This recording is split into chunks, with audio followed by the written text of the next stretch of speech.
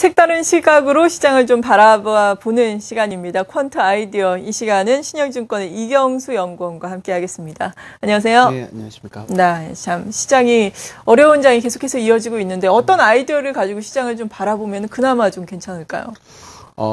저희는 이제 오늘 같은 경우에는 이제 1월 달에 시장 성향, 즉 어떠한 컨셉으로 시장이 좀 움직였는지 혹은 어떤 특징적인 점이 있었는지를 저희가 파악을 해서 2월 달에는 어떠한 시장 성향으로 나타날 것이다라고 해서 종목까지 좀 제시하는 그런 시간을 가져보도록 하겠습니다. 네. 그렇다면 여러 가지 측면에서 봤을 때 먼저 2월 시장은 전반적으로 어떻게 전망하고 계신 건가요? 일단 2월에는 이제 크게 나눠보면은 주가라는 것은 이 펀더멘탈도 반영이 되지만 센티먼트, 즉 심리적인 면도 같이 반영이 됩니다. 흔히 이제 주가라는 것은 EPS 곱하기 PER이라고 얘기를 할 수가 있겠죠. EPS는 펀더멘탈을 뜻하는 것이고 PER은 리스크 프리미엄, 시장에 대한 어떤 주식에 대한 얼마만큼 밸류에이션을 줄 것인지에 대해서 같이 봐야 될 것 같은데, 일단은 가장 지금 현재로서는 중요한 것은 펀더멘탈보다는 센티먼트인 것 같습니다. 이 센티먼트는 외국인들의 어떤 이제 흐름을 따라서 우리가 좀 생각을 해볼 수가 있고, 외국인들 국내 증시를 살 것이냐 팔 것인지를 결정하는 그런 어떤 그 핵심적인 요소다라고 얘기할 수가 있겠습니다.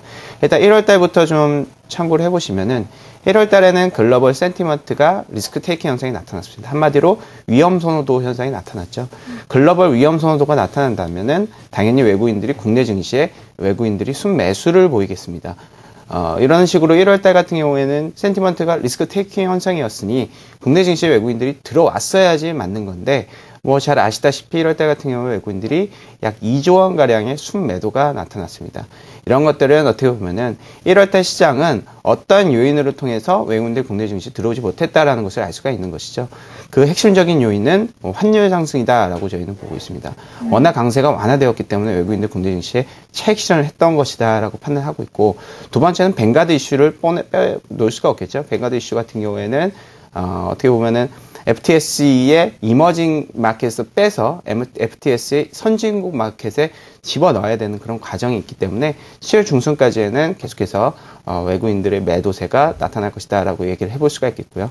이런 여러 가지 측면, 그리고 연말 프로그램 2012년도 말에 들어왔던 배당을 노린 프로그램 물량도 청산이 될 가능성이 크기 때문에 1월달 같은 경우에는 글로벌 센티먼트와 국내 증시의 외국인들 순매수에는 괴리가 생겼다라고 볼 수가 있겠습니다. 그래서 이런 이 괴리가 과연 2월 달에도 이어질 것인지를 봐야 될 것인데, 지금 2월 달에는 다소 좀 완화될 것이다 라고 판단을 하고 있습니다. 그 이유는 일단은 이 환율 같은 경우에는 재차 워낙 강세의 추세를 다시 잡았고요.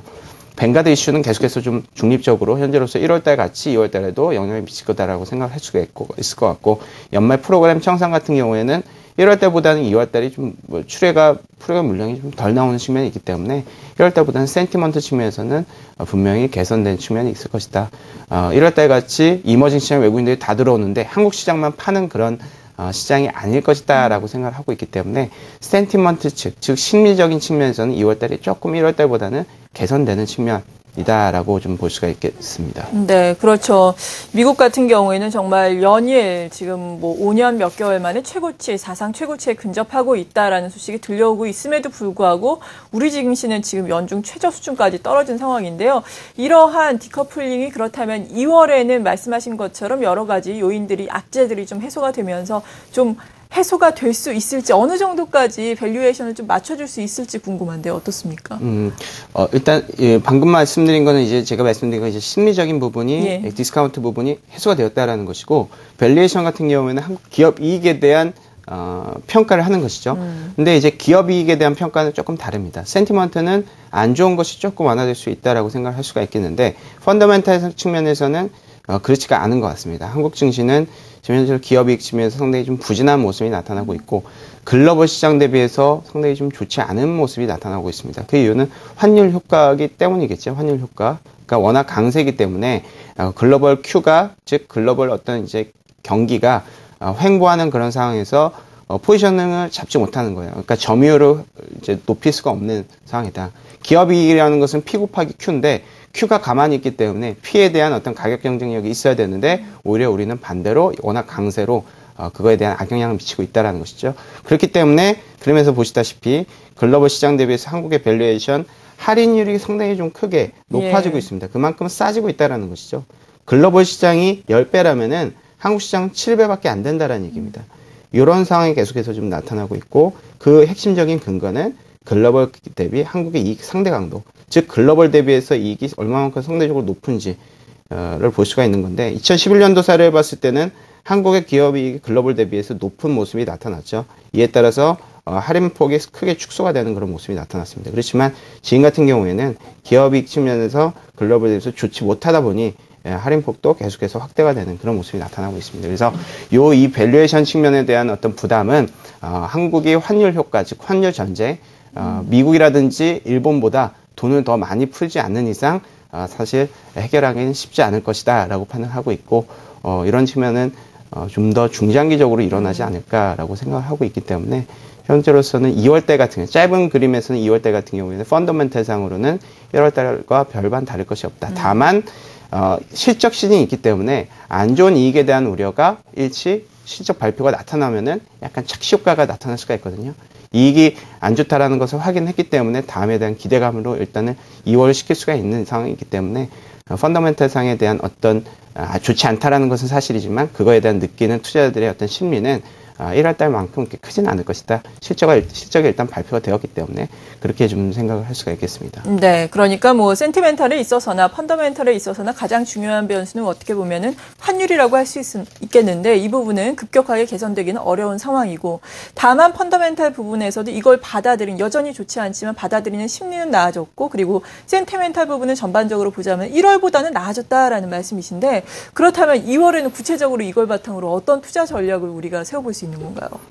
저희가 이제 이 시장 성향을 분석을 해서 종목을 저희가 뽑아냅니다. 그래서 그거에 대한 어떤 가장 핵심적인 변수가 무엇이냐면 그림을 하나 좀 보시겠습니다.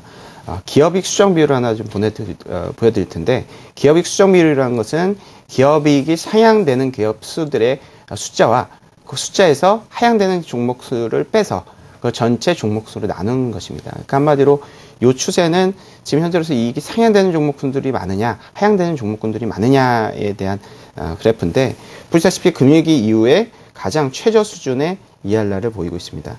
한마디로 기업이익이 상향되는 종목군들을 찾기 어려운 상황이다라고 볼 수가 있겠죠. 그렇기 때문에 이 기업 여러 가지 100개 종목 중에서 한두 종목군들이 이익이 상향 조정된다라고 하면은 그 종목에 대한 무차별적인 투자자들의 관심이 쏟아진다. 즉 차별화 현상이 상당히 심해진다라는 얘기입니다. 그래서 일단은 최근에 많이 주가가 올랐다라는 것이 주가를 팔아야 되는 이유가 되지 않고 오히려 이익이 좋은 종목군들이 주가가 좋다라면 주가가 더 좋을 것이다라고 예상할 수가 있다라는 것이죠. 그래서 단순히 낙폭과대가 저희는 좋다라고 생각하지 않고요.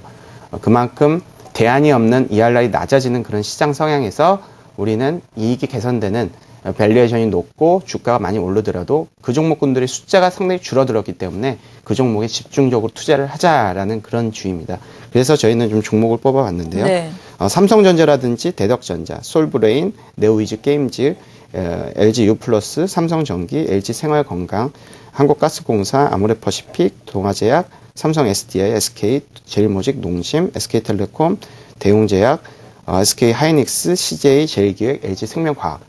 보시다시피 상당히 좀 많이 오른 종목군들도 많고요. 네. 그렇긴 하지만 이 종목군들은 아까 말씀드렸던 전체적으로 이익의 하향 조정폭이 상당히 크게 나타나고 있는 가운데 유일하게 차별적으로 이익이 상향되는 종목군들이다라고 볼 수가 있기 때문에 이런 종목군들을 저희는 계속해서 좀 추천을 드리고 있습니다. 네, 그러니까 센티멘트가 개선되는 가운데서도 여전히 중요한 것은 기업의 이익이다라는 말씀이시네요. 네, 맞습니다. 네, 이러한 종목군들 저희가 또 지금 화면으로 만나보셨는데 홈페이지에 올려놓으실 테니까요. 구체적으로 참고를 해보시면 좋을 것 같습니다. 신영증권의 이경수 연구원과 함께했습니다. 고맙습니다. 네,